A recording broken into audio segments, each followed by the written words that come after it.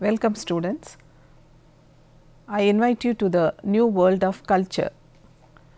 Every one of us are familiar with the term culture, and we know that we know everything about culture, and especially the culture in which we are living. But there are much more to learn about culture from sociological point of view.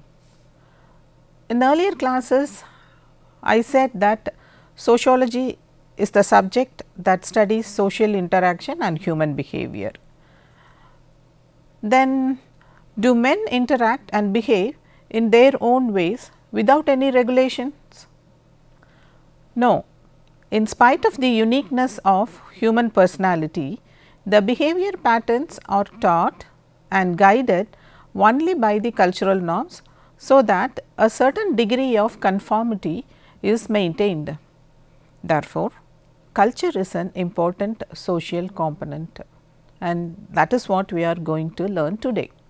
So, in this class, I am going to explain to you what we mean by culture, some definitions of culture, the characteristic features of culture, and the broad categories of culture.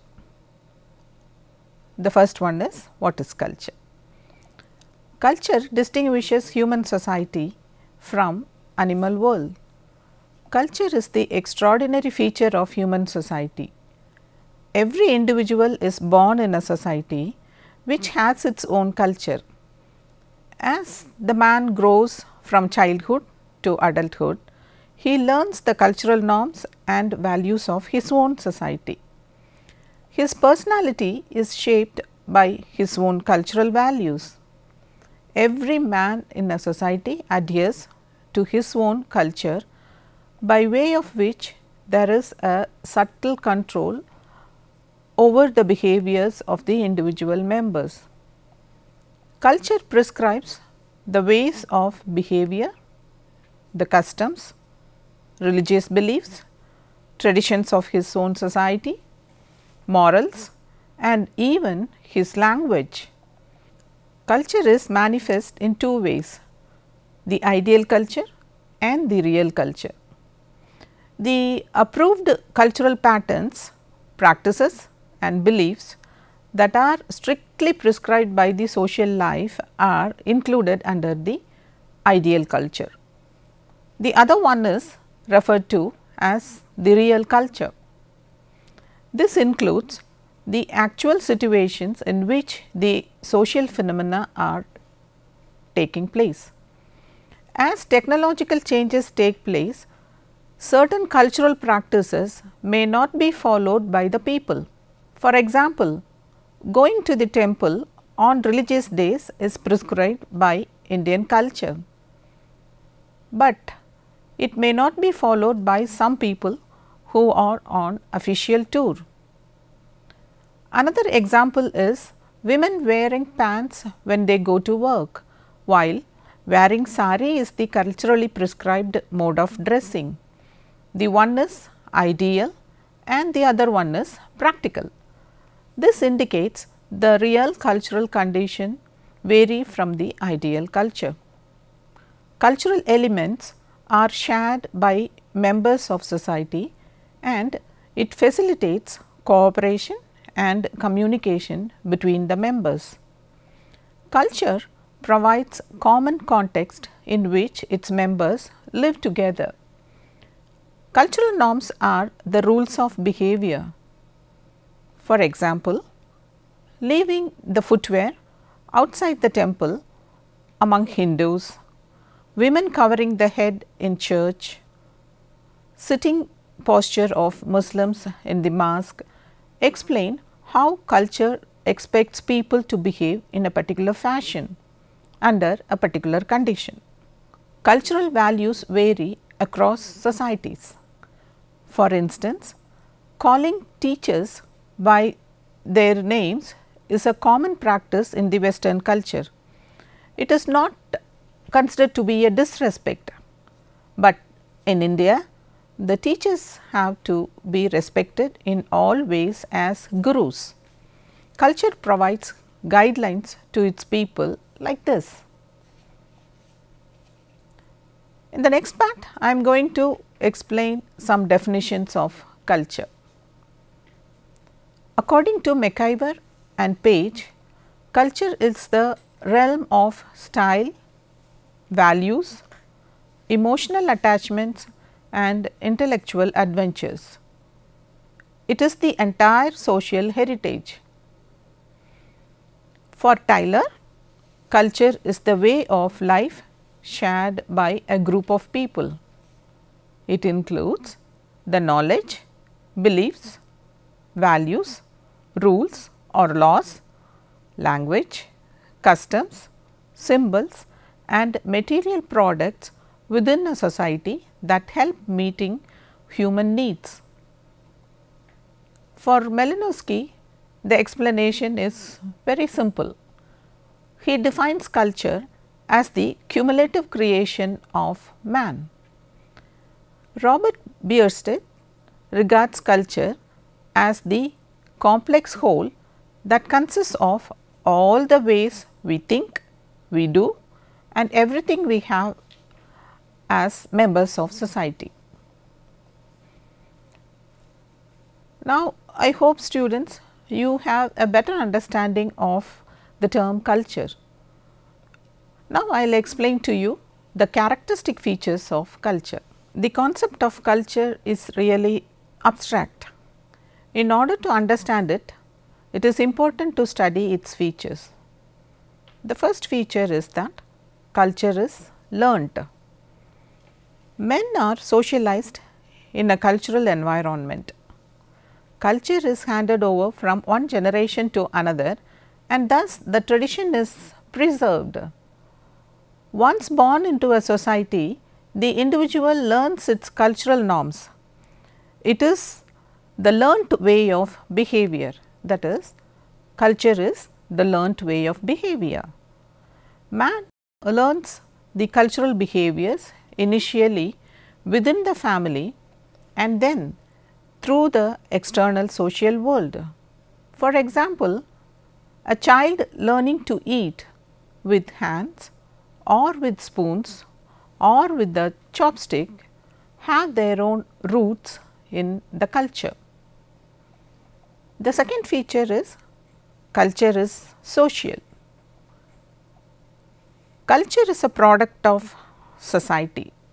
It originates and is developed within a social context. It does not exist in isolation. Culture is the unique feature of human society. Man becomes a social being only by learning cultural norms and values. Culture helps man to develop human qualities in a human environment. The overall function of culture is to make society stable and consistent. For example, human etiquette in wedding parties is inculcated by the cultural norms. In wedding parties, we are expected to behave in a particular fashion at different rituals of the wedding. At one point, we are very informal, we celebrate it by dancing and singing, but under certain other rituals, we have to be very serene, chanting mantras and be calm. So, all these behaviors are taught to us by our cultural values. The mode of worshipping God in a temple is also a cultural behavior that could be quoted as an example. Thirdly, culture is transmitted from generation to generation. The societies are stable because the culture of each society is being transmitted from one generation to the next. The family and other social institutions pass the culturally prescribed traits to the growing children. Transmission of culture takes place by instructions from elders and also by imitation of the child. In this respect, language plays an important role. For example, the father instructing a son to obey traffic rules, and another example, the child keenly watching his sisters and learning to dress up. Fourth characteristic feature is that culture is shared. The main function of culture is to make all the members in a society to share certain behaviors and norms, so that the social life is acceptable to each other. In this way, the cultural qualities and beliefs are shared by the members of that particular society. The values, traditions, ideas, morals and practices are shared by the people of a society. Robert Bierstedt says that culture is something adopted, used, believed, practiced or possessed by more than one person. It depends upon group life for its existence. Fifthly, culture is integrated. Culture consists of many elements within itself. All these elements are interrelated. There is no contradiction between the elements. The value system is very closely related to the moral aspects and customs, which in turn is rooted in the tradition and religion. The status of Indian women could be quoted as an example. The Hindu religion places women or the wife in the secondary position to men in all rituals. In all rituals, men's role is dominant. This feature of men being dominant and women playing the secondary role is reflected in the women abuse, restrictions on women and widowhood.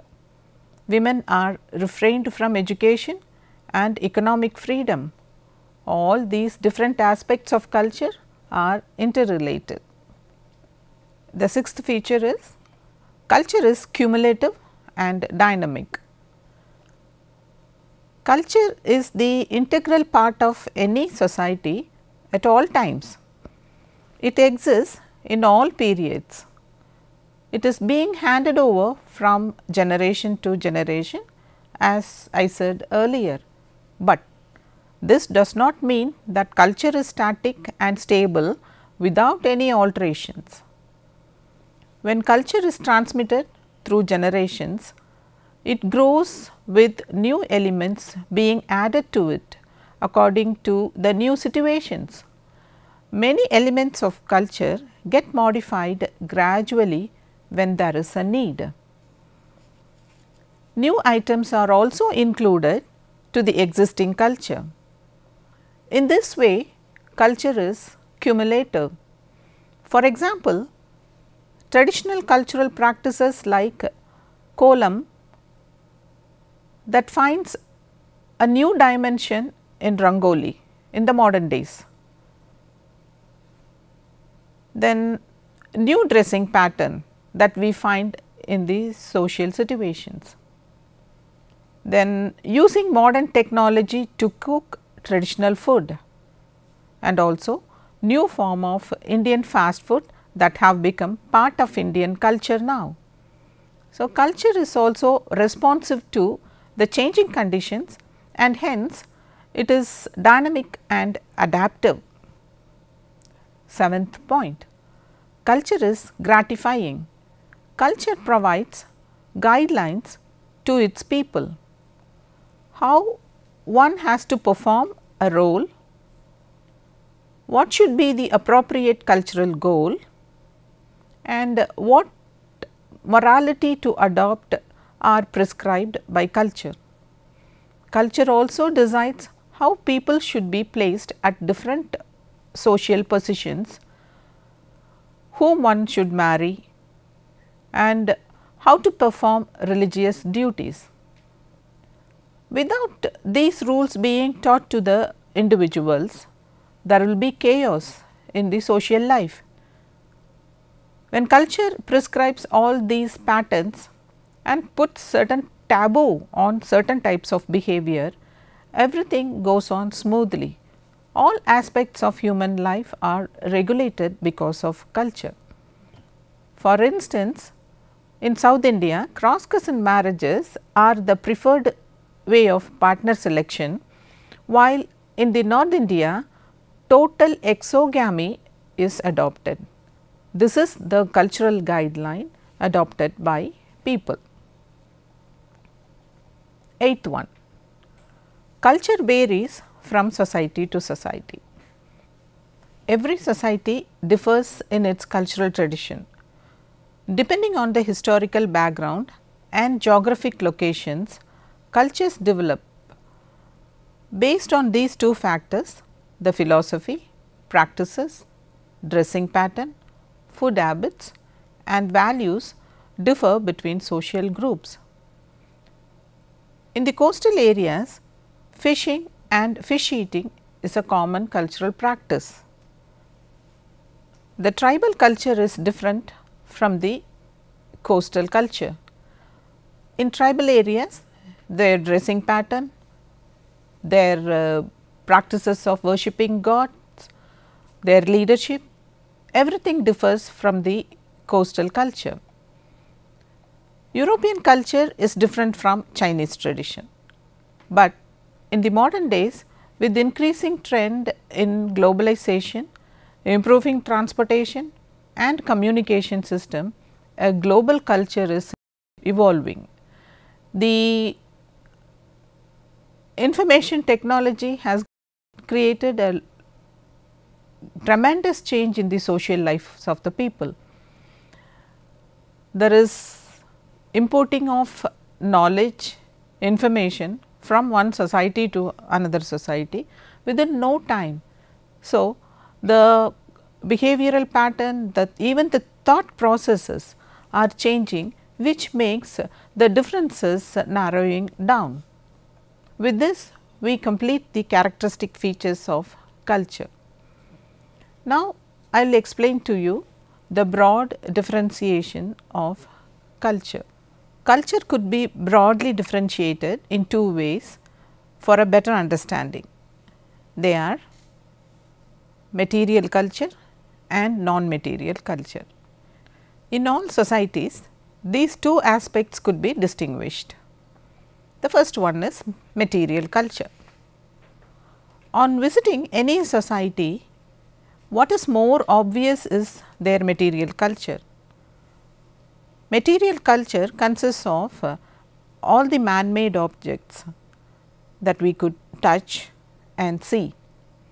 They are the artifacts of life. It includes, that is, the material culture includes the housing pattern, furniture, automobiles, jewelry and technology. The material culture is concerned with the external, mechanical and the utilitarian objects. The material culture includes service providing units like telephone and televisions also. The second one is non-material culture. Non-material culture refers to all the abstract, subjective, ideological and non-material aspects of culture.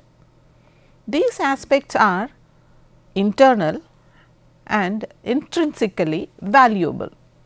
Non-material culture includes customs, habits, rituals, folkways, modes and language of a particular society. Non-material culture refers to invisible and intangible parts of culture. This part of culture is considered to be more valuable, but more static. Non-material culture is complex. It is comprised of beliefs, values, norms and language. The value a tribal man has for trees cannot be changed at all. Another example is the attachment the Toda men have for buffaloes. These are the cores of those cultures.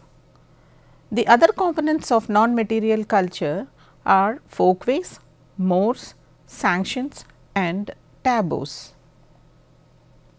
At this point, students, I will differentiate between the folkways and mores. Folkways are conventional behaviors, while mores are morally significant behaviors. Violation of folkways are criticized very badly in the society, whereas violation of mores are felt to be very serious and considered to be immoral. Folkways have public opinion, whereas mores are the desired behavior and it tells us the matters of right and wrong. These are the differences between folkways and mores. Till now, I explained to you the characteristic features of culture, which helped you to understand the term culture in a better fashion. But culture also performs certain functions.